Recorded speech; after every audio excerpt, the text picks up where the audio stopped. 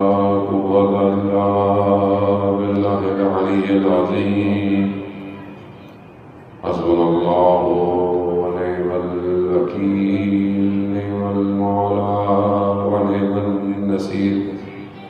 أعوذ بالله من الشيطان الرجيم. بسم الله الرحمن الرحيم.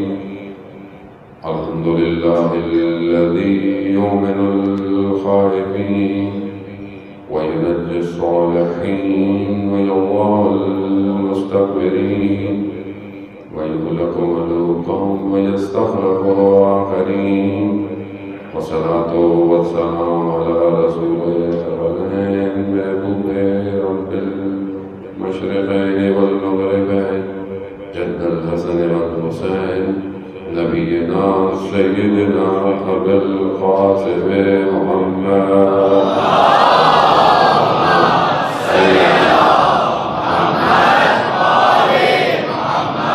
وعلى الطيبين الطاهرين المعصومين، لا سيما بقية الله في الأرض وهي أرواحنا لتراب مقدم الفداء، ولعنة الله على أعدائهم أجمعين. بسم الله الرحمن الرحيم. رب اشرح لي صدري ويسر لي أمري واحلل عقدة من لساني يفقهوا قولي. أما بعد فقد قال الله تبارك وتعالى في كتابه الحكيم والقرآن المجيد: وما خلقت الجن والإنس إلا ليعبدون. صدق الله.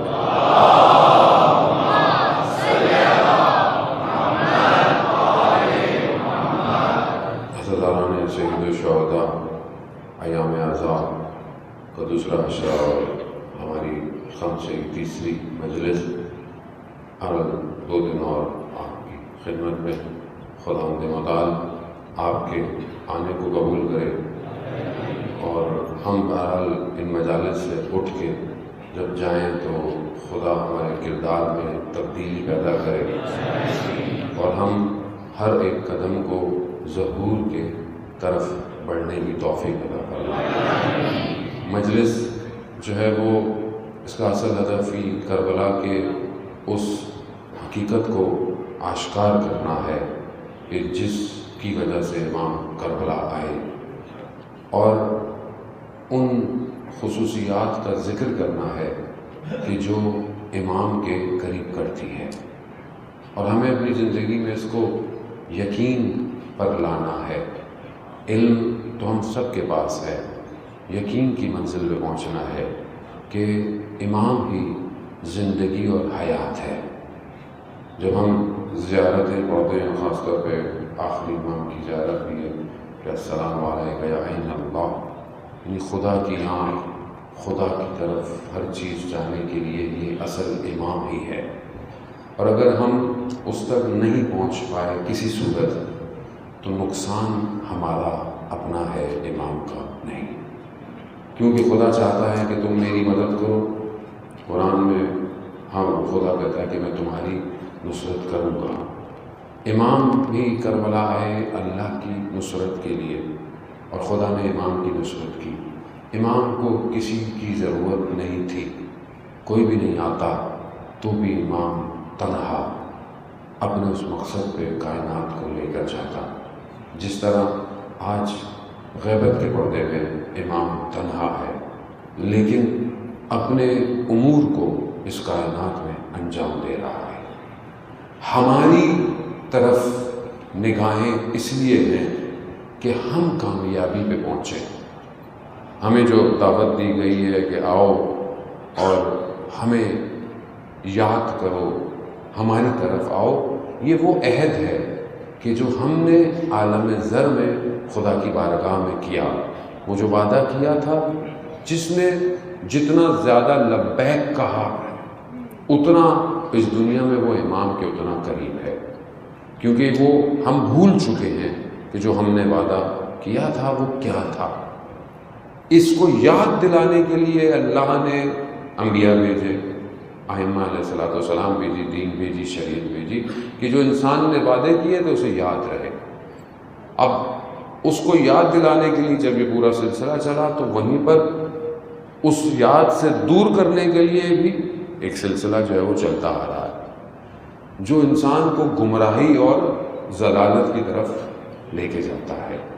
قرآن سب کا ذکر کر رہا ہے، قرآن مومن کا بھی ذکر کرتا ہے، قرآن جو ہے وہ کافر کا ذکر بھی کرتا ہے، قرآن منافق کا ذکر بھی کرتا ہے، قرآن سب کا ذکر کر رہا ہے۔ اب ظاہر ہے یہ سب کچھ جتنے بھی الفاظ استعمال ہوئے ہیں یہ کوئی اور مخلوق تو نہیں ہے، یہ یہی مخلوق ہے۔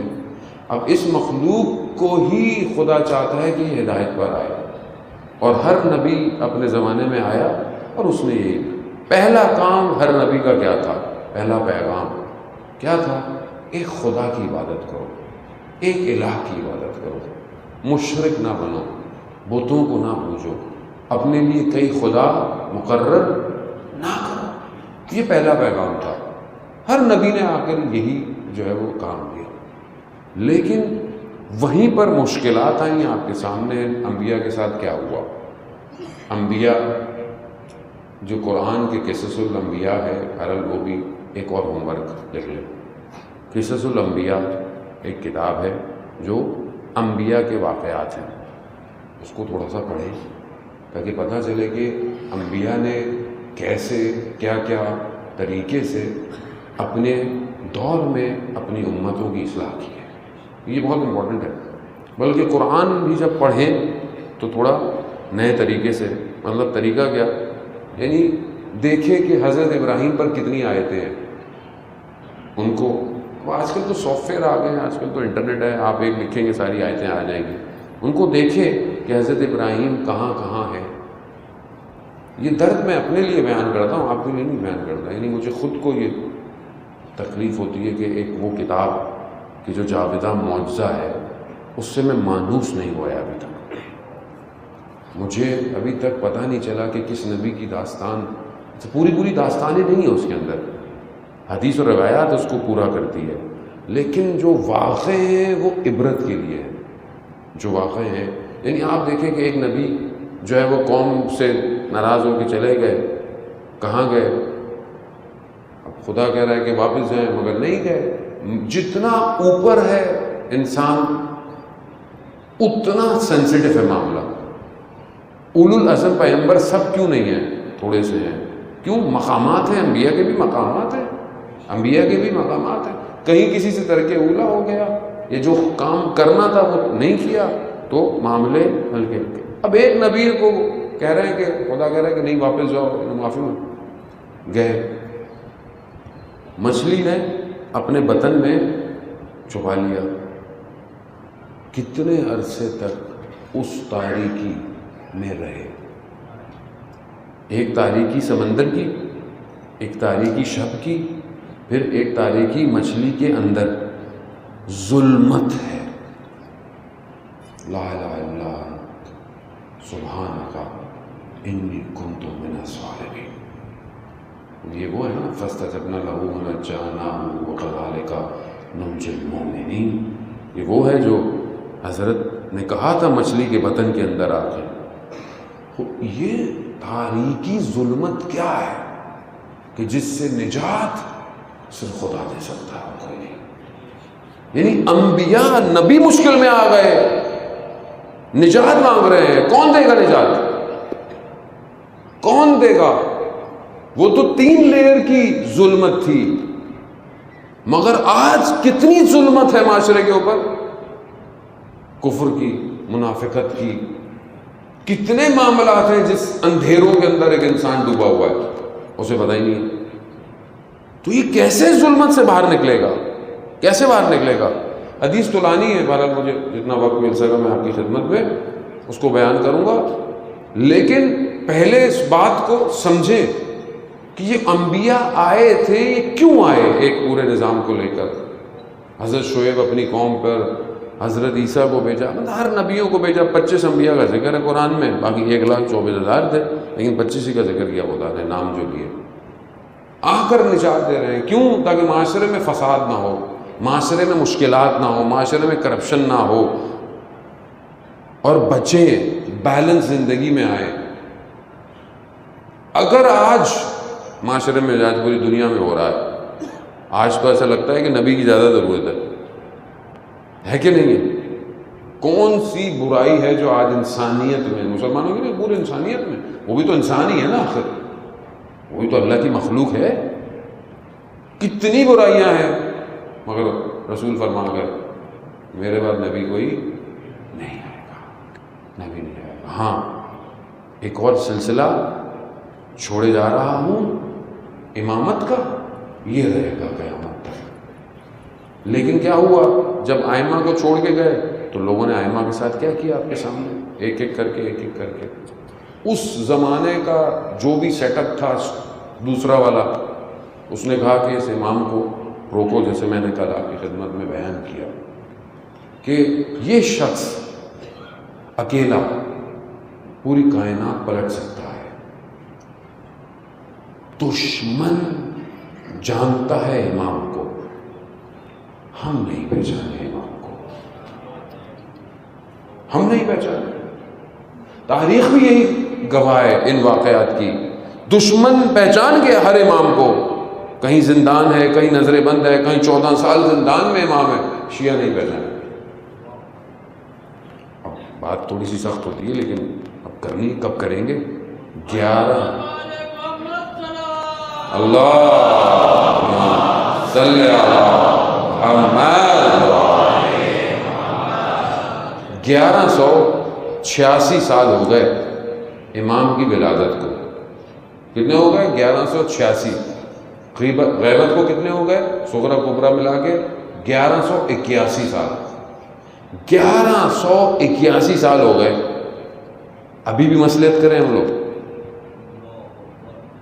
نہیں مولانا وہ ناراض ہو جائیں گے، یہ ناراض ہو جائیں گے، وہ مسئلہ ہے، ٹرسٹ کا مسئلہ، انجمن کا مسئلہ، نوآ خان کا مسئلہ، اس کا مسئلہ۔ یہ مسئلہ کون حل کرے گا؟ کیوں ایک امام 14 سال زندان میں رہا؟ کیونکہ جو مشکلیں شیعوں پر پڑنی تھی وہ امام نے اپنے اوپر لی، اپنے اوپر لی۔ مگر نہیں تھے کہ شیعہ اس وقت، شیعہ تھے۔ خود 7ویں امام کی اپنی حدیث ہے، فرماتے ہیں کہ تم تختوں پہ ٹیک لگائے بیٹھے ہو صدیوں سے اور کہتے ہو کہ ہم علی کے شیعہ ہیں، ہم علی کے شیعہ ہیں، ہم علی کے شیعہ ہیں، مگر تمہارے عمل سے لگتا ہی نہیں تم علی کے شیعہ ہو۔ علی کا شیعہ کیسے کہتے ہیں؟ اس کی صفات کیسی ہونی چاہیے، اس کی خصوصیات کیسی ہوں، وہ گھر میں کیسا ہو، وہ بازار میں کیسا ہو، وہ اپنی عبادت میں کیسا ہو، شیعہ شیعہ ہے۔ اور بہرحال ہم تو کہتے ہیں کہ بہرحال یہ پیغام مجلس کا ہماری یہ سب کے لیے، اہل سنت برادران آتے بھی ہیں، مجلس سنتے بھی ہیں، ہماری مجلس میں کوئی ایسی چیز ہی نہیں ہے کہ جو کسی کی دل آزاری کرے، یہ تو انسان کی ارتقاء کی مجلس ہے۔ یہاں جو آئے گا وہ بلند ہوگا، کیوں؟ کیونکہ یہ ان کا ذکر ہے جو ذکر کو خدا نے رفعت دی ہوئی ہے، بلندی دی ہوئی ہے۔ قرآن کہہ رہا ہے ہم نے اس ذکر کو جو ہے وہ بلندی دی ہے، تو یہاں تو جو بھی آئے گا وہ بلند ہوگا۔ عزیزان محترم، اس لیے بہرحال ہماری مجالس ایسی ہوں، نہ صرف دوسرے فرقے کو، دوسرے مذہب کو بھی دعوت دیں۔ کیوں؟ کیونکہ ہمارے پاس مشترک جو چیز ہے، کامن جو چیز ہے، وہ آخری امام ہے۔ اس پہ جوڑیں پوری دنیا کو، اس کی بات کریں، کیونکہ یہ بات تھوڑی سخت ہوتی ہے، ذمہ داری لاتی ہے، کام کرنا، نوکری مانگتی ہے۔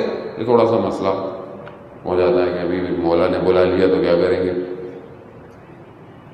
یا لیتنی کہنے میں تو مسئلہ نہیں ہے، کیوں؟ کاش ہوتے، اب ہیں تو نہیں، کاش ہی بولتے رہو، تو یہ سخت ہے۔ سمجھیں کیا وجوہات ہیں، کون سے حجاب ہیں اندر جو مجھے امام تک پہنچنے نہیں دے رہے، اسی کو دور کرنا ہے جانا۔ پہلی شرط میں نے کہا کہ امام کون سی چیز ہے، کربلا میں کون سی چیز تھی جس کی وجہ سے دو جو جبے ہیں وہ واضح ہو گئے، دو گروہ واضح ہو رہے ہیں، اس کی محور کیا ہے؟ امام۔ جو ادھر ہے، یعنی اس زمانے میں اگر آپ پہنچے، جیسے آج ہمارے لیے بھی کربلا چلے جائیں، زیارت ہو جائے، اللہ کرے زیارت ہو جائے، جائیں. ابھی تو جو کربلا پہنچ گیا، اس زمانے میں ایسا نہیں تھا. وہ جو اس وقت سب جو کربلا میں کھڑے ہوئے تھے، کیا وہ کمال پہ تھے؟ نہیں. اس وقت کمال یہ تھا کہ امام کی طرف کون ہے. یعنی کربلا آپ پہنچ جائیں لیکن امام کی طرف نہ ہوں، پھر اس کا دیکھیں، امام تو لطف کر کے بلا لیں گے، وہاں کھڑے ہو کر کہاں جائیں؟ امام کی طرف ہیں یا نہیں ہے؟ اب امام کی طرف ہونا مانگتا ہے، کچھ شرائط مانگتا ہے، کچھ چیزیں مانگتا ہے. ایسے تھوڑی آپ امام کی طرف چلے جائیں گے. تو یہاں عزیزان محترم، یہاں پر جو ہے نا، وہ زحمت کے ساتھ ساتھ سرعت چاہیے، تیزی چاہیے، سبقت چاہیے. جتنا تیز رہیں گے، جتنا تیزی سے فیصلہ کریں گے، تب امام کے پہنچیں گے. آج کے دور میں امام کے لیے کیا کرنا ہے، سوچیں، بیٹھ کے سوچتے رہیں، پھر بنائیں گے، آرگنائزیشن بنے گی، یہ سیٹ اپ بنے گا، یہ ہوگا، وہ ہوگا، تو رہے گا یہی رہ جائے. جو کر سکتے ہیں وہ تو کریں. شروع کہاں سے ہوگا؟ شروع اپنے آپ سے، اپنے آپ سے شروع کریں عزیزان محترم. پھر جب آپ امام کے قریب ہوں گے تو خود بخود عمل ظہور کرے گا، ظہور دے گا، رفت دے گا. زحمت کرنی پڑتی ہے. ایک عالم دین بیان کرتے ہیں کہ جو ہے وہ 27ویں رجب کا دن تھا، بعثت کا دن تھا، اور اس دن پہ زیارت امیر المومنین علیہ السلام مستحب.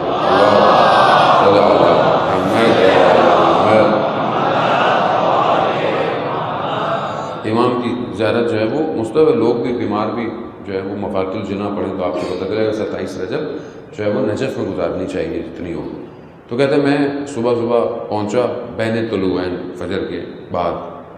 تو میں جوتے جہاں دے رہا تھا تو وہاں ایک اور عالم دین جو کہ اس زمانے میں مشہور تھے زاہد ہونے کی وجہ سے، مجھے ملے. وہ اپنے جوتے لے رہے تھے، میں دے رہا تھا. تو مجھے انہوں نے کہا کہ 3 دن ہو گئے میں نے صرف چائے کا 1 کپ پیا ہے.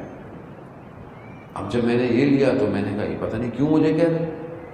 بھئی اگر زحمت کر رہے ہیں، ریاضت کر رہے ہیں، عبادت کر رہے ہیں تو اپنے لیے کر رہے ہیں، مجھے کیوں کہا انہوں نے؟ خیر میں اندر آیا اور میں نے وہ زیارت غدیریہ جو زیارت تھی امام کی، 3 گھنٹے لگے. میں نے بڑے حال اور گریہ کے ساتھ وہ زیارت پڑھی. 3 گھنٹے زحمت پڑھی.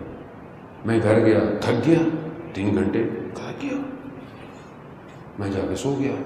میں نے خواب میں دیکھا کہ میں حرم میں ہوں، تھوڑے سے لوگ حرم میں کھڑے ہوئے ہیں مولا کے، اور میں بھی زیارت پڑھ رہا ہوں، لوگ بھی. کہا وہ جو عالم دین ہیں ان کو میں نے عرش کے درمیان میں دیکھا، اور وہ صرف پڑھ نہیں رہے، وہ پورے وجود کے ساتھ مولا کائنات کی زیارت کر رہے ہیں، پورے وجود کے ساتھ. یعنی ہر اعضا امام کی زیارت کر رہا ہے. تو کہاں میرے سمجھ میں آ گیا. مجھے کہہ رہے تھے کہ میں نے 3 دن، یعنی جتنا کمال پہ جانا ہوتا ہے اتنی محنت کرنی پڑتی ہے. اب ہم تو محرم میں ایسے آ جاتے ہیں. امام تک پہنچنے کے لیے لوگوں نے کئی عرصے انتظار کیا ہے. ایسا نہیں تھا، بعض کو پتہ تھا ہم نے کربلا پہنچنا ہے، انتظار کر رہے تھے. ہم کتنی زحمت کرتے. شب قدر کی رات آئی، ہم تو آئے مسجد میں، چائے کہاں ملے گی، یہ سب. بہرحال آج تو آپ کے لیے نیاز کا اہتمام ہے انشاءاللہ، کیونکہ بہرحال مولا کی نظر ہے، میرا کوئی اس میں وہ کمال نہیں ہے. تو مولا کا لنگر ہے، پوری دنیا کھا رہی ہے، ہم بھی کھا رہے ہیں. تو اس کو جو ہے وہ بہرحال SOPs کے لیے انہوں نے ڈسپوزیبل رکھا ہے تاکہ کوئی شکایت نہ کرے. یہ لوگ تو بہرحال آتے ہیں. اللہ صلی علی محمد وعلی محمد. تو عزیزان محترم، ہر یعنی شب قدر جب آتی ہے تو ہم اس سے پہلے کتنا تیار ہوتے ہیں. ایک عالم دین فرماتے ہیں میں نے پورے 365 راتیں جاگا. کیوں جاگا؟ کہا میں شب قدر کی رات اور عام رات میں فرق محسوس کرنا چاہتا تھا. یعنی زحمت کرنی ہے، تکلیف اٹھانی ہے، کچھ تو کریں امام تک پہنچنے کے لیے، تیار تو ہوں. یہ جو دسترخوان محرم میں کھلتا ہے اس کے لیے میں تیار ہوں. اب صرف مصلی پہ آپ کھڑے ہوں تو ایسے نہیں ہوتا. یعنی تہجد پڑھنی ہے. اب کیسے پڑھنی ہے؟ الارم لگا کے پڑھیں گے. دن ایسا گزارے کہ ملائکہ آئیں اٹھانے تمہیں. دن ایسا گزارے. کیسا دن گزرا؟ دن میں کیا کیا؟ دن میں مراقب رہا، محاسبہ کیا، بچایا اپنے آپ کو. نہیں، یہاں تو پھر وہ گھوم پھر کے بیچارہ موبائل آ جاتا ہے. یہاں تو سونے سے پہلے بھی واٹس ایپ اور آنکھیں کھل نہیں رہی ہیں. تعقیبات فجر واٹس ایپ، کہیں کو مس نہ ہو گیا وہ میسج. اپنی کتاب تو پڑھ لو، اپنے وجود کو پڑھ لو. ویسے ایک تو یہ مشکل وائرس، سوشل ڈسٹنس، پہلے ڈسٹنس میں تھے ہم لوگ. کہاں لوگ کسی سے باتیں کرتا ہے؟ میاں بیوی ایک دوسرے سے بات نہیں کرتے موبائل میں. میسج، وہ گروپ میں میسج بھیجا، چیک کر لیجیے گا. ایسے ہی ہوتا ہے نا. وہ دیکھیے آپ نے کیا، وہ گروپ میں دیکھ لیجیے گا، وہ بھیجا ہے باجی نے کچھ. سب اسی پہ ہے. کھانا کھاؤ وہ بھی بھیج دو. بعد میں کھانا ہے، پہلے بھیجنا ہے. تبھی پھر تکلیف ہوتی ہے کہ بیمار ہوتا ہے آدمی، بھائی کیوں بھیج رہے ہو، خود کھاؤ. زیارت پہ گئے، پہلے سیلفی ہو جائے. مولانا مسائل پڑھ کے اترتا ہے، آپ کو پتہ بندے کی حالت کیا ہوتی ہے. مولانا سیلفی ہو جائے، کیا بنایا مجھے بتائیں. آپ کسی کو منع بھی نہیں کر سکتے آپ، لیکن خود آپ سوچیں کیوں؟ کیونکہ ہم اصل میں اس کے ساتھ جڑ گئے، آپس میں دور ہو گئے. اچھا اس وائرس نے ویسے ہی بول دیا، اب ویسے ہی دور تھے، بولا اور سوشل ڈسٹینس. اچھا وہ ہمارے یہاں تو کوئی بھی نہیں سوشل ڈسٹینس، سب ایسے ہی ہے. ماسک بھی پبلک. میں نے بولا لوگوں سے آپ کیوں نہیں پہنتے؟ فلانی جگہ تو ماسک مل رہا تھا. کہا وہ جیب میں رکھ لیا، بعد میں کہاں آئے گا. بھائی آپ کے لیے ماسک ہے، آپ پہنے، ڈسپوزیبل ہے. کیا کریں آپ مجھے بتائیں نا. ایسے میں جب ایک چھوٹا ایک امر، ایک ماموریت، ایک کام انجام نہیں ہو رہا تو کل بڑے کام کیسے کریں گے آپ مجھے بتائیں. ہمارا نہیں بریکٹ کے اندر بات آ گئی تو میں کہہ دوں، یہ جو مشکلات ہیں آج کل کے دور کی، رسول خدا حضرت محمد مصطفیٰ صلی اللہ علیہ وسلم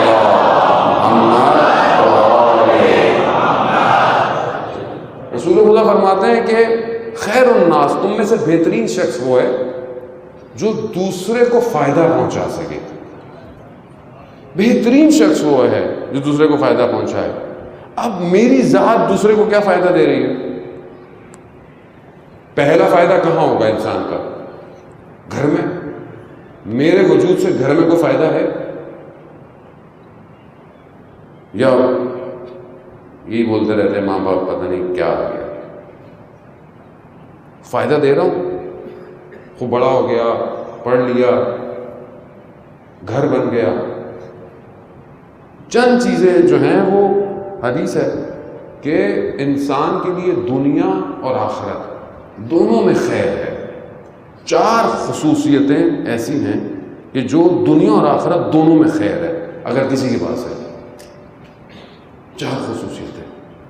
اس میں سے ایک خصوصیت کیا ہے؟ پہلی تقوی، ورع کا لفظ ہے وہ حدیث کے اندر ہے، یعنی پرہیزگار، یعنی اپنے آپ کو بچاؤ. یہ خصوصیت ہے. کتنا بچاتا ہوں اپنے آپ کو، کس طرح بچاتا ہوں، یہ میں نے کافی گفتگو کر چکا ہوں اس میں. دوسری چیز جو ہے وہ صبر ہے، کہ انسان میں حلم اور بردباری ہو. حلم یعنی انسان میں تحمل ہو کہ مشکلات ہو رہی ہیں زندگی میں، انسان بردبار رہے. کوئی مطلب سامنے آپ کے کچھ کہہ دے، آپ بردبار رہو، آپ صبر کے ساتھ رہو، آپ ساری چیزیں. ایک چیز اس میں جو رسول خدا نے کی ہے وہ کہ کسی کی بہترین زوجہ ہو، اس کی دنیا اور آخرت دونوں میں خیر ہے. اب مردوں کی عجیب سی حالت ہو گئی. یہ سب کے لیے ہے نا. ویسے حدیث تو اس لیے کہ زوجہ ہو، لیکن دوسری طرف سے بھی ہے کہ اچھا ہمسر ہو اس کے لیے. اب یہ معاشرے میں جو ابھی اس ٹائم فقدان ہے عزیزان محترم، اس کی وجہ سے زیادہ ہے.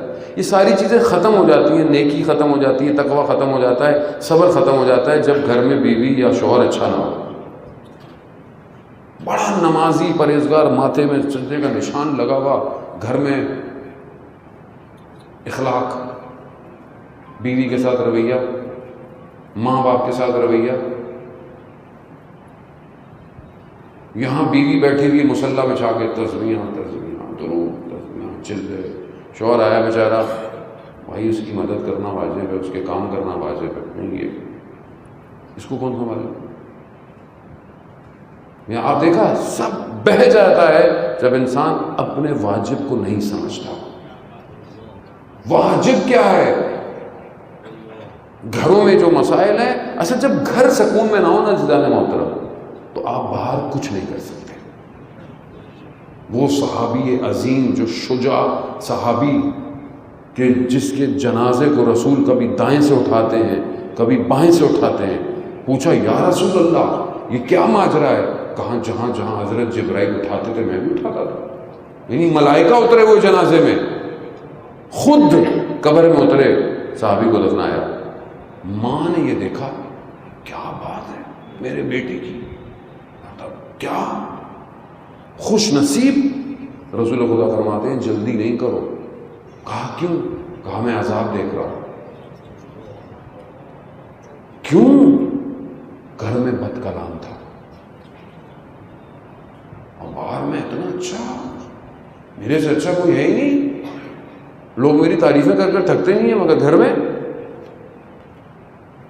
بد کلام ہو، تلخ کلام ہو، جواب دیتا ہو، دونوں کے لیے. یہ فساد ہے معاشرے میں. یہی فساد پھر جنم لیتا ہے جب گھر میں سکون نہیں ہوتا، مرد باہر تلاش کرتا ہے سکون. میں ساری چیزیں کوڈ ورڈ میں بیان کر رہا ہوں. پھر خواتین شکایت کرتی ہیں، میسج کرتی ہیں، مولانا صاحب ہمارا شوہر باہر آفس میں یہ وہ. آپ نے گھر کا ماحول ایسا رکھا ہے کہ وہ گھر میں آتا توجہ دے؟ یہ کون سکھائے گا؟ یہ تعلیمات کون سکھائے گا؟ کسی اسکول میں تو پڑھائی نہیں جاتی، نہ ٹی وی پڑھاتا ہے. ٹی وی تو آپ کو دکھاتا ہے ایک شخص 2 3 ناجائز تعلقات. یہ ڈرامے سارے ہمارے ایسے ہی ہیں، یہی سکھا رہا ہے وہ. نہ ٹی وی سکھائے گا آپ کو، نہ یونیورسٹی، نہ اسکول. بے حجابی، برائی، ویسٹرن ایجوکیشن. چھوٹی بچی جو ہے وہ سوچتی او بوائے فرینڈ نہیں ہے تمہارا. میں مارس کی باتیں نہیں کر رہا عزیزان محترم، میں یہی کی باتیں کر رہا ہوں. یعنی کہاں پہنچ گئی ہے معاشرہ. اور آپ بولے نہیں مولانا یہ باتیں نہیں کریں.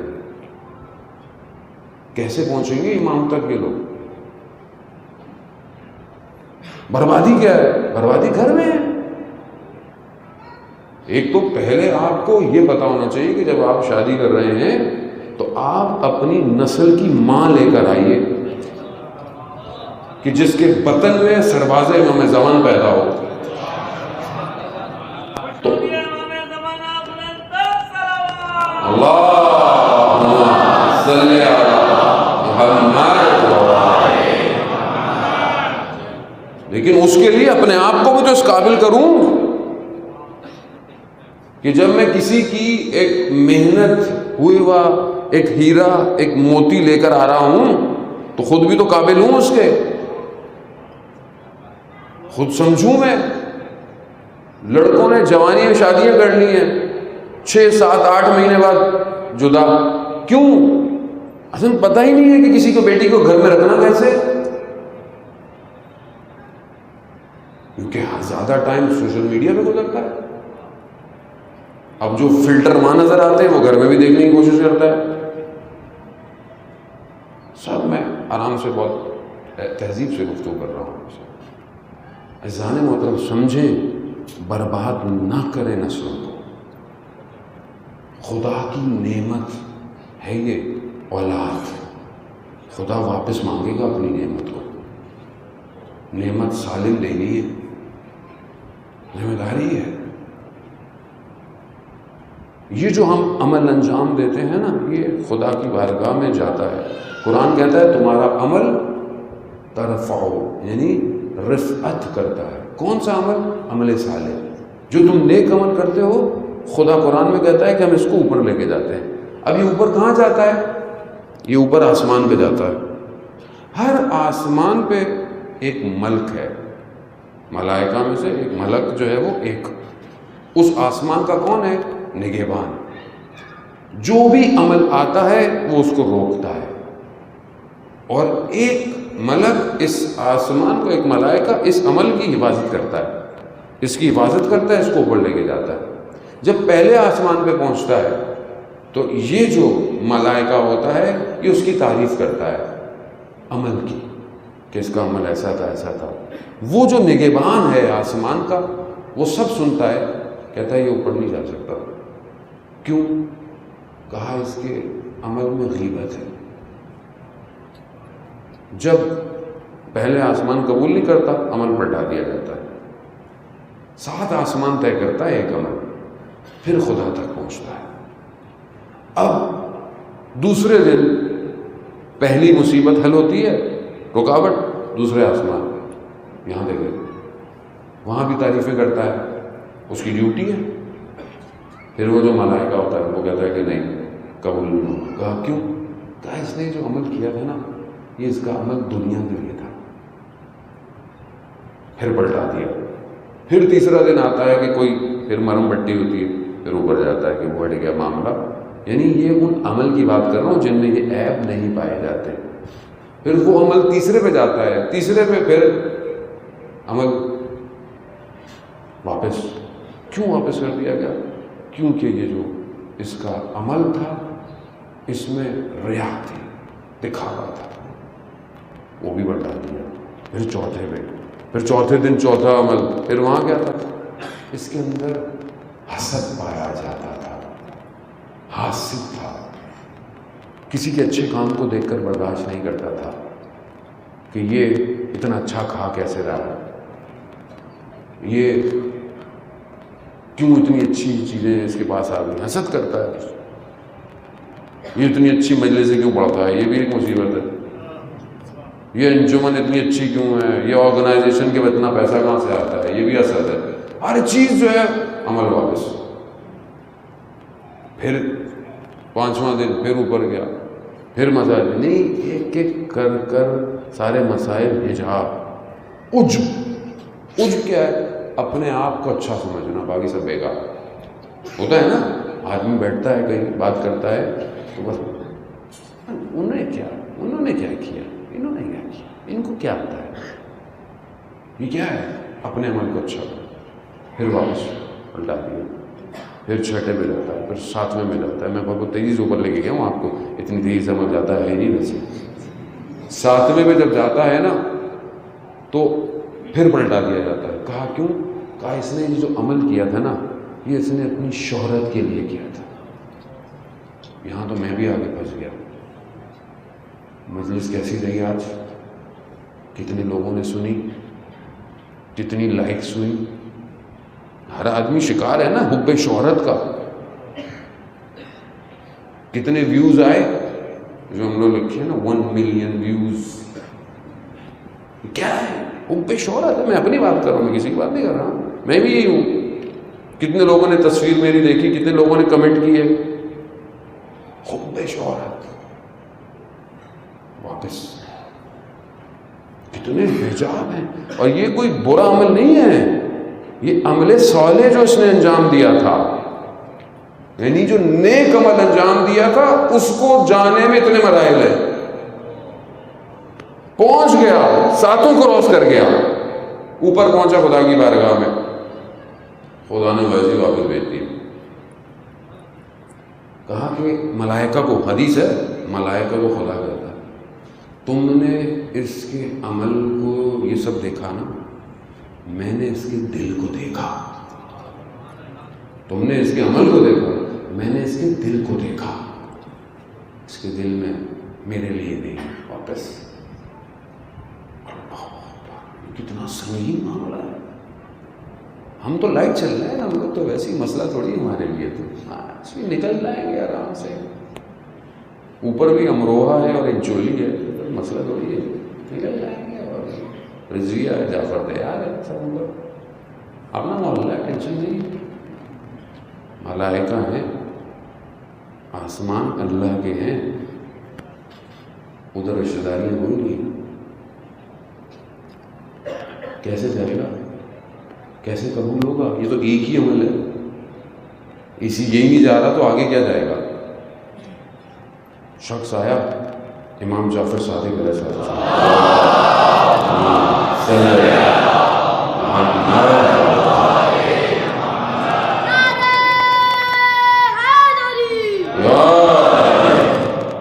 شخص امام کی خدمت، امام نے کہا نماز پڑھو.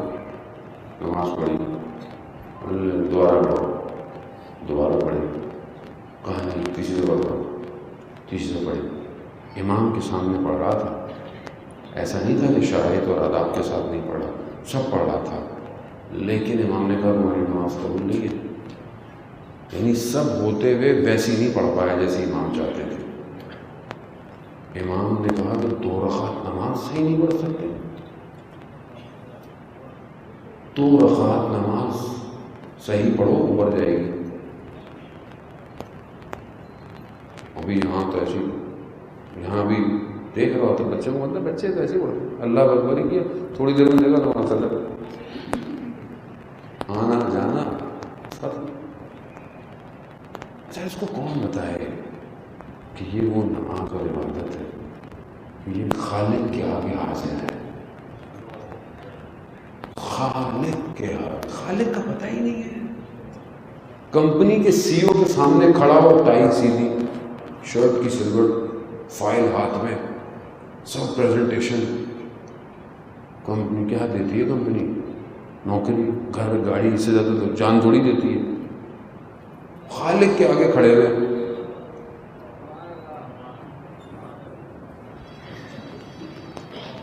باطل ہے نماز. ذکر میں اگر کچھ کیا اشکال ہے، نماز نہیں. ویسی بات ہے، سیدھے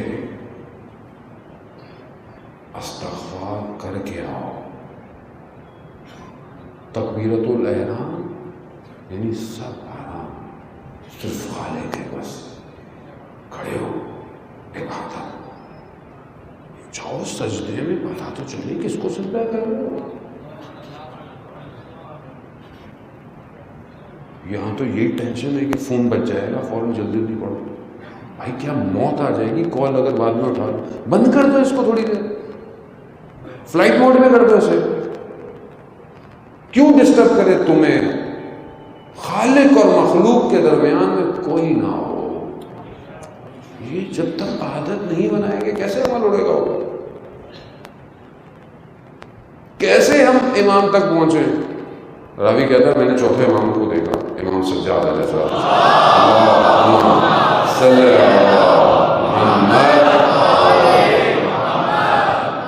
امام نماز پڑھ رہے تھے، امام کی ابا گر گئی، ہٹ گئی. نماز ختم ہوئی، کہا مولا آپ نے توجہ نہیں کی، آپ کی ابا ہٹ گئی تھی. کہا تو نہیں جانتا ہم کس کے سامنے کھڑے ہوئے تھے؟ تو اس نے کہا مولا ہے تو ہماری نمازوں میں کیا ہوگا، ہم تو ایسی نماز کیسے پڑھیں؟ کہا نوافل پڑھ کے اپنی ان نمازوں کے نواقص کو پورا کر. نفل پڑھو نماز کے ساتھ. ہم تو یہاں اگر توفیق ہوتی بھی ہے کی بولے بھائی ہر نماز کے بعد ایک دعا مستجاب ہے، دل سے کرتے ہیں، دل سے دعا کرتے ہیں. تسبیح سب سے بہترین ذکر نماز کے بعد تسبیح ہے سیدہ. کرتے ہیں آرام سے، اللہ اکبر، اللہ اکبر، اللہ اکبر، اللہ اللہ اللہ اللہ، پتہ ہی نہیں پڑتا. یہ تسبیح 1000 نوافل سے بہتر ہے. فجر کی نفل پڑھتے ہیں، تہجد کی نماز کے برابر ہے. نماز عشاء کے بعد 2 رکعت بیٹھ کے تہجد کا ثواب رکھتی ہے، پڑھتے ہیں۔ نماز غفیلہ پڑھی کبھی؟ بزرگ تو پڑھتے ہوں گے، جوانوں کو ضرورت ہے۔ غفیلہ یعنی معافی کے لیے مغرب عشاء کے درمیان ایک اور ہوم ورک، مفاتیح کھولیں، مغرب کی تحقیقات، نماز غفیلہ دیکھ کے پڑھیں، کوئی مسئلہ نہیں، پڑھیں۔ حضرت جعفر یہ جو حبشہ چلے گئے تھے مکہ سے، مشکلات تھیں، حبشہ بھیج دیا رسول خدا نے، کچھ آپ جانتے نا، حبشہ بھیج دیا۔ وہ حبشہ کا واقعہ وہ سب اپنی جگہ پر۔ جب مدینہ آئے حضرت جعفر واپس آئے، مسلمانوں کی حالت بہتر ہو گئی تھی، غنیمت آ گیا، مال، گھوڑے۔ تو رسول خدا نے حضرت جعفر سے کہا کہ کیا چاہیے؟ چاہیے اونٹ چاہیے، مال چاہیے، کیا چاہیے؟ یا کوئی ایسی نماز بتاؤں جس کا ثواب آخرت میں ملے گا؟ یعنی اب یہ چوائس، تو کہا نماز کے دیں۔ یہ جو نماز جعفر تیار ہے یہ رسول خدا نے حضرت جعفر کو دی تھی، جسے ائمہ نے تاکید کی ہے پڑھنے میں کہ جب بہت مشکل ہو نماز جعفر تیار پڑھو۔ کہاں ہے یہ؟ کس کے لیے ہے یہ؟ کس کے لیے ہے یہ سب کچھ؟ عزیزان محترم، جوان ہے، اپنی جوانی کی قدر کریں، یہ پھر نہیں آتی، اور ایک دفعہ اگر اندر ڈائی بن گئی نا تو یہ صحیح نہیں ہو پائے گی۔ پھر جوانی میں اگر عادت ہو گئی تہجد پڑھنے کی تو بس پھر چہرے پہ نور بھی آئے گا۔ آیت اللہ قاضی طباطبائی کے پاس آیا، علامہ فرماتے تھے کہ شخص نے پوچھا کہ کہا کہ اگر دنیا چاہیے تہجد، دین چاہیے تہجد، آخرت چاہیے تہجد، کیوں؟ کیونکہ خلوت ہے، تنہائی ہے، خدا سے بات ہے۔ تو اب کیا کریں؟ انسان مطلب بہت ٹینشن دے دیا، بہت زیادہ ہی ٹینشن ہو گئی، اب کیا کریں؟ اعمال، اللہم صلی علی محمد اب کیا کریں؟ یہ تو ایک عمل 7 منزلوں کو طے کرتا ہے بڑی مشکل سے، کیا کریں؟ اللہ اکبر، یہ ائمہ نہ ہوتے کچھ نہیں ہو سکتا تھا۔ روایات کہتی ہیں 6 امام جہاں بھی جاتے تھے اپنے ساتھ تربت امام حسین رکھتے تھے۔ کیوں؟ کیونکہ تربت امام حسین پر سجدہ 7 حجابوں کو ختم کر دیتا ہے۔ یہ جو 7 حجاب ایک عمل کو نہیں پہنچنے دے رہے، صرف خاک شفا پر سجدہ 7 چیزوں کو دور کر دیتا ہے۔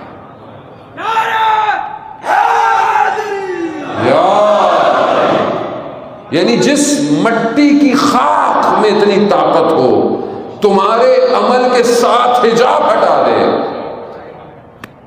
تو اس امام میں کتنی طاقت ہوگی۔ کیوں؟ کیونکہ خون کے قطرے اس خاک میں۔ اب سمجھ میں آیا امام کیا ہے؟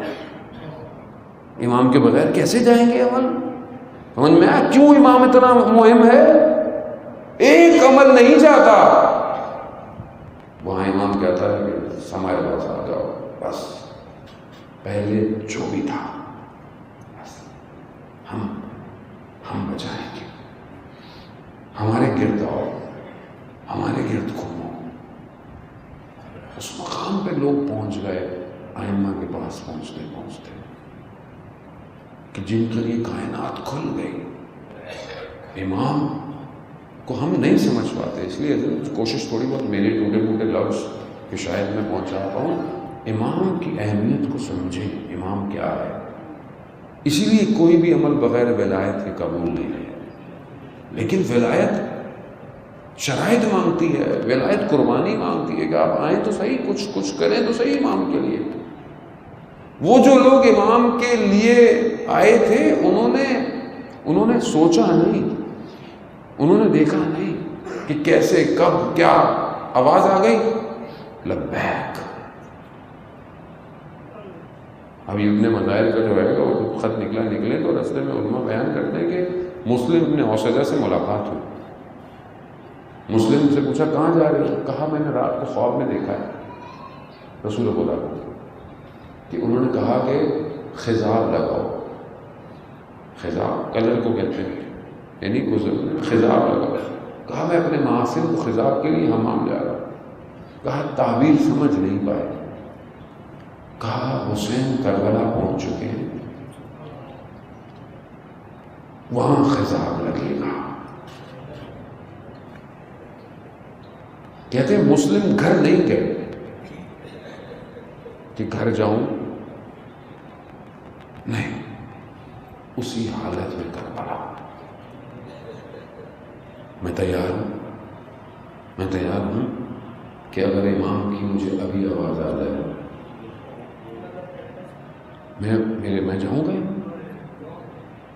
میں نے تو قسطیں دینی ہیں، میرے تو قرضے ہیں، میرے تو بچے چھوٹے ہیں، میرے تو گھر میں یہ مسئلہ ہے، میرا تو وہ مسئلہ ہے، کیسے ہوگا؟ یعنی میں آپ کو کہنے سے پہلے نا خود بہت ٹیسٹ کر کے آتا ہوں۔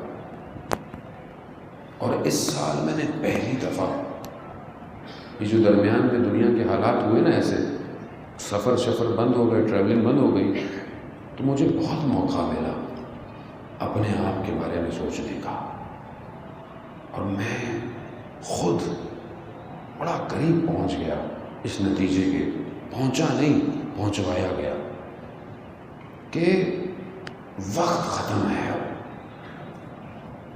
وقت نہیں ہے، ختم ہے، کسی بھی وقت ختم ہو جائے گا معاملہ۔ کتنے تیار ہو؟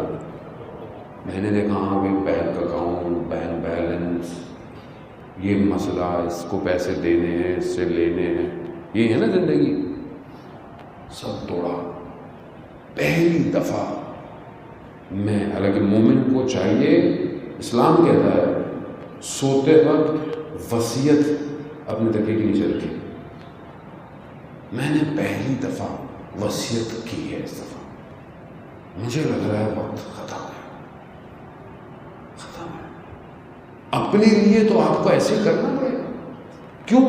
کسی بھی ٹائم بولا آؤ ہمارے پاس، کیسے کریں؟ شخص کہتا ہے کہ ہم شیراز کے مدرسے میں تھے، آیت اللہ عظمہ بہجت نے اس بات کو کوٹ کیا کہ ایک طالب علم کہتا ہے کہ میں شیراز کے مدرسے میں تھا، تو ہمارے مدرسے میں ایک شخص کام کرتا تھا، بڑا کم گو تھا، بولتا نہیں تھا زیادہ۔ رات کو میں اٹھا تو میں نے دیکھا اس کے کمرے میں نا روشنی ہے، نور ہے، اور وہ کسی سے گفتگو کر رہا ہے، لیکن میں دوسری آواز نہیں سن سکا، اس کی آواز مجھے آ رہی ہے، نور ہے، اور وہ نور اس کے کمرے کا نہیں تھا، کوئی اور نور تھا۔ کیسے جیسے وہ نور ختم ہوا، میں نے دیکھا، میں نے کہا کیا ماجرا ہے؟ نہیں بتایا، خاموش ہے۔ کہا نہیں بتایا تو میں شور مچاؤں گا، سارے طالب علم آ جائیں گے۔ کہا ایک شرط پہ، جمعے تک یہ بات تم کسی کو نہیں بتاؤ گے۔ کہا کیوں؟ کہا امام کا پیغام آیا تھا، امام کے ساتھ کچھ لوگ ہوتے ہیں، 30 لوگ، الگ الگ گروہ ہیں، ابدال ہیں، ٹھیک ہے، ایک کا انتقال ہو گیا ہے، مجھے یہ پیغام آیا تھا، یہ خود امام تھے یا ان کا بندہ، کہ تیار رہو، جمعے کو امام نے بلایا ہے۔ کہا جمعے تک تم نے کسی کو بلایا؟ کہتا میں 2 دن دیکھتا رہا اس کو کرتا کیا ہے۔ کہا نارمل جو کام، جمعے کو صبح اٹھا، اپنے کپڑے دھوئے، غسل کیا، ظہر میں غائب ہو گیا۔ میں نے سب کو بتایا، بلایا، کہا کہاں گیا؟ کہا کس نے؟ کہا باہر گیا ہوگا، کہیں گیا ہوگا۔ کہا نہیں، وہ غائب ہو گیا ہے، اور یہ ماجرا ہے۔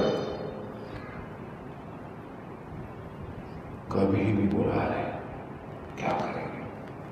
ہے طاقت، سب چھوڑ کے جائیں۔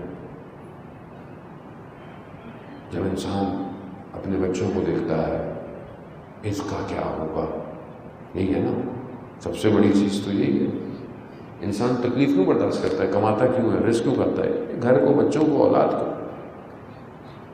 لیکن جو ساری زندگی کربلا کے بچوں کا ذکر سنتا ہو،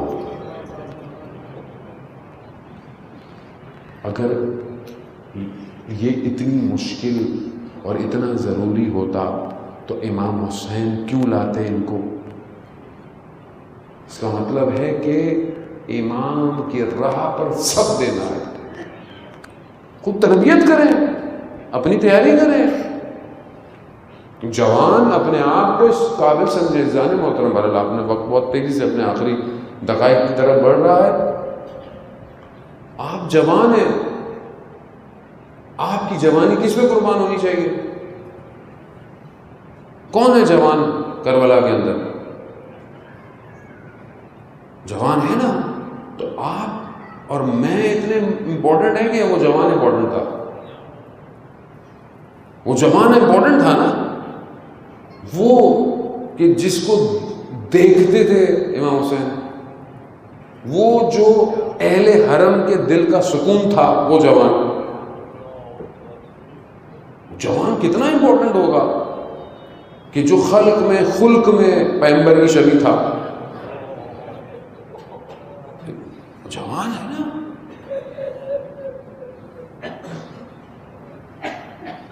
ایک شخص جو مسائل پڑھا کرتا تھا محرم کے، کہتا ہے میں رات کو سو رہا تھا، میں نے دیکھا، محسوس کیا کہ میرے سینے میں نا درد ہو رہا ہے، اور کوئی ایک عجیب سی کیفیت۔ صبح اٹھا نا تو مجھے پیغام پہنچایا گیا کہ جو تمہارا جوان بیٹا تھا نا وہ شہید ہو گیا، شہید ہو گیا۔ یہ 8 سال کی جو عراق کی جنگ تھی اس میں شہید ہو گیا۔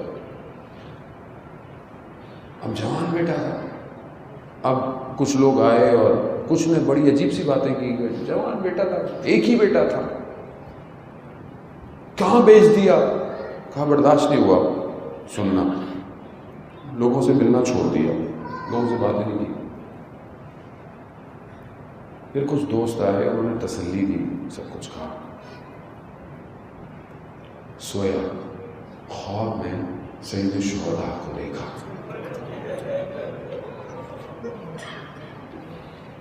کہا کہ ساری زندگی علی اکبر کے مسائل پڑھتے رہے، اب محسوس ہوا جوان چاہتا ہے تو کیا ہوگا؟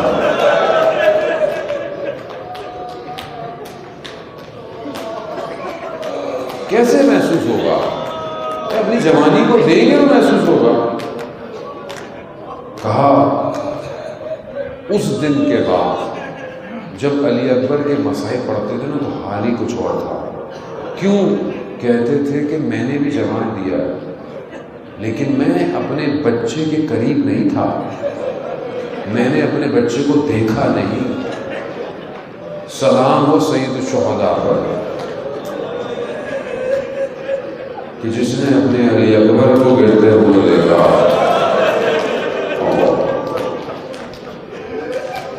یہ ایام کربلا کے عاشورہ کے مسائل کو تازہ کر دیتے ہیں۔ کیوں کرتے ہیں؟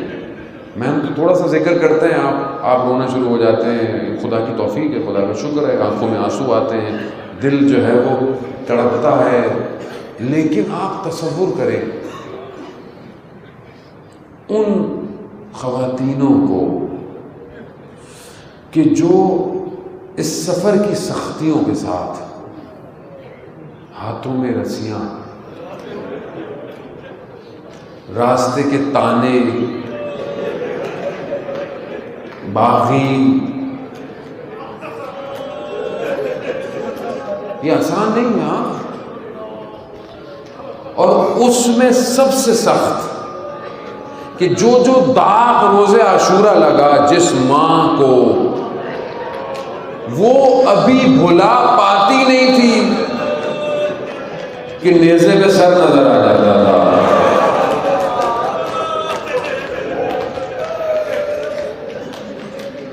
جب بھی رستے میں مدینہ سے کربلا، خدا آپ کو اس کا اجر دے، یا وہ ماں دے کہ جس کے بیٹے کا اپنا داغ لگا ہوا ہے. یہ جب مدینہ سے نکلے مکہ سے اس طرف آئے نا، تو رستے میں جب بھی علماء بیان کرتے ہیں کہ جب بھی کوئی اہل حرم کو کوئی بات پہنچانی ہوتی تھی نا تو مولا علی اکبر کو بھیجتے تھے. کیوں؟ کیونکہ علی اکبر سے بڑی محبت تھی سب کو.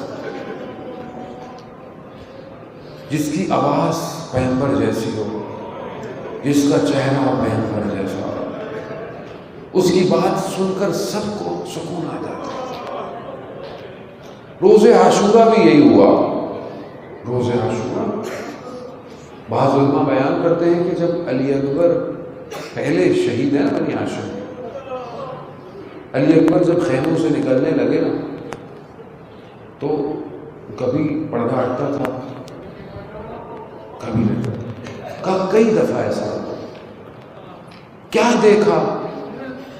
ایک بچی ہے جو علی اکبر کو جاتے وقت پکڑ لیتی ہے.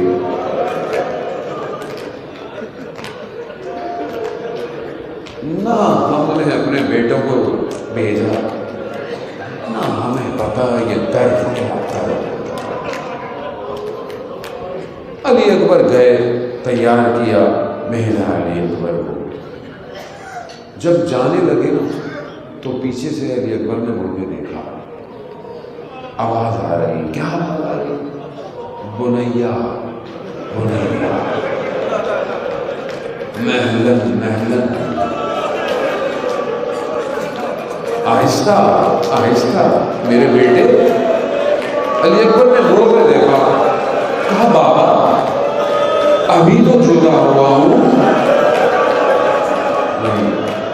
نہیں، کاش شاید ہم پہنچ جائیں، شاید اس کہیں پہنچے، کوئی ایک چیز محسوس ہو، کوئی ایک چیز محسوس. عزیزان بڑا سخت ہے. علی اکبر کا داغ، علی اکبر کا داغ. وہ آخری جملے بتائیں گے جو علی اکبر کا داغ ہے. علی اکبر نے کہا بابا ابھی تو گیا. کہاں بیٹا؟ غربت ہے امام حسین. بیٹا جتنا ممکن ہو جاتے ہوئے موڑ موڑ کے دیکھنے جانا.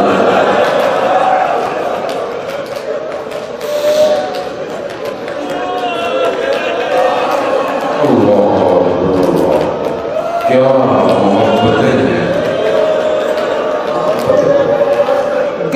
بس آپ نے گریہ کیا، خدا نے قبول کر لیا. عزیزان محترم، خود مولا علی اکبر جوانوں کو شفاعت دے، طاقت دے، شجاعت دے، ایمان کے ساتھ بصیرت دے جوانوں کو. علی اکبر، ہاں توسل کیا کریں علی اکبر سے.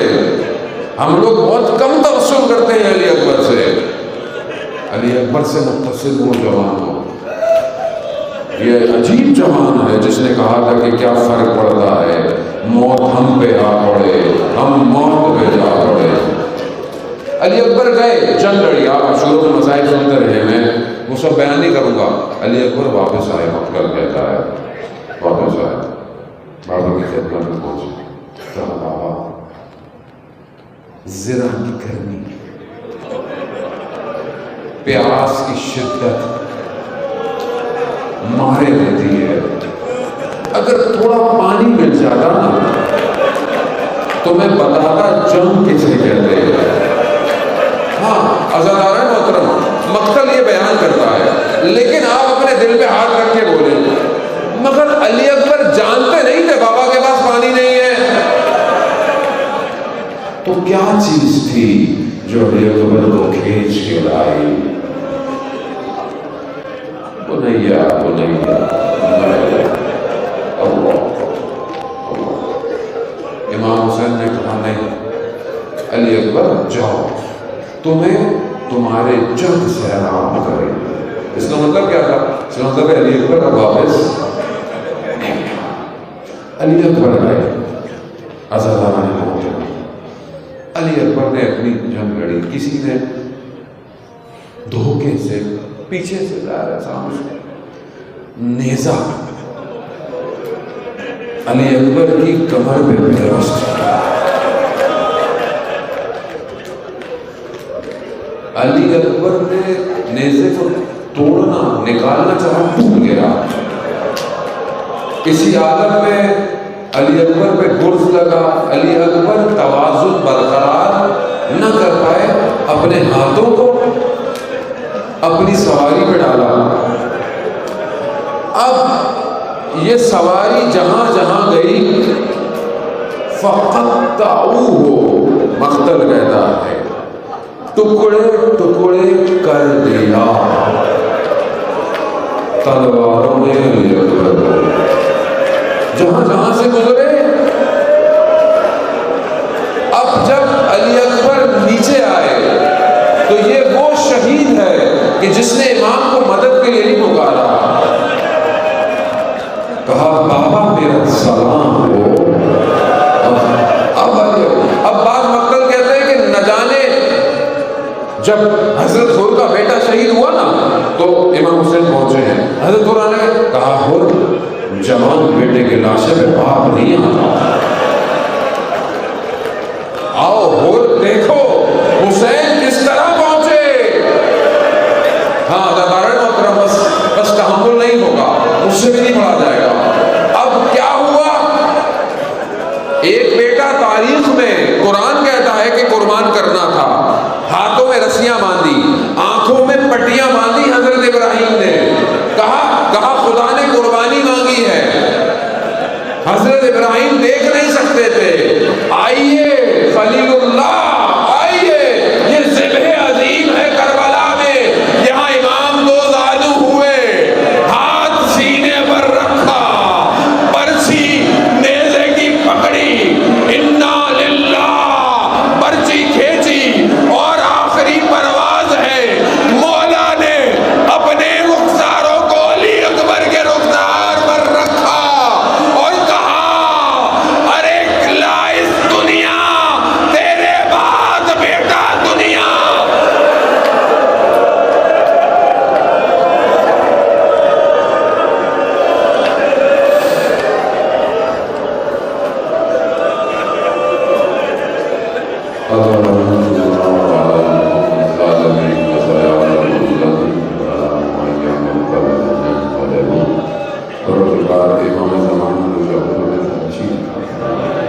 ہمیں ان کے حاصلوں کے مددگاروں میں شمار کروا.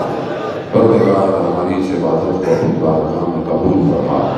پروردگار جہاں بھی ماتم عزاداری ہوئی ان سب جگہوں کی حفاظت فرما. شیعان حیدر کرار کی جان مال عزت آبرو کی حفاظت فرما.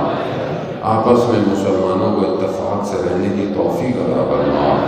تفرقہ اور سازشیں کرنے والوں کو ان کے کیفر کردار تک پہنچا. ہمارے ملک پاکستان کو عزت اور استحکام عطا فرما.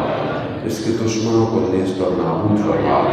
مسلمانوں کو جہاں جہاں وہ اپنی آزادی کی جنگیں لڑنے میں کامیابی عطا فرما. مسلمانوں کے دشمنوں کو نیست اور نابود فرما.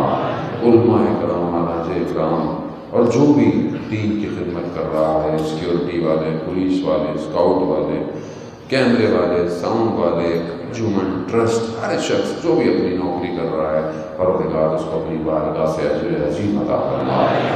اس بیماری, اس وبا کو انسانیت سے دور فرما. جتنے مریض ہیں سید الشہداء امام سجاد کے صدقے پروردگار شفا کاملہ عطا فرما. جتنے بھی اولاد ہیں علی اصغر کے صدقے میں اولاد صالح عطا فرما. پروردگار ہمیں کوئی غم نہ دے سوائے غم حسین. آپس میں مومنین میں محبت اور اتفاق سے رہنے کی توفیق عطا فرما. ہمیں مقصد امام حسین کو سمجھنے کی, اس پر چلنے کی توفیق عطا فرما. ہمارے گھر کو قرآن کی تلاوتوں سے منور فرما. ہماری اولاد کو وقت کے امام کا سپاہی بننے کی توفیق عطا فرما. ہماری ماں بہنوں کے پردوں کی حفاظت فرما. انہیں حضرت سیدہ اور حضرت زینب کی سیرت پر چلنے کی توفیق عطا فرما. ہمارے مرحومین کی قبروں کو ہمارے نیک عمل سے منور فرما. اللہم ارزقنا زیارت الحسین فی الدنیا و شفاعتہ فی الآخرہ. صلی اللہ علیہ وسلم.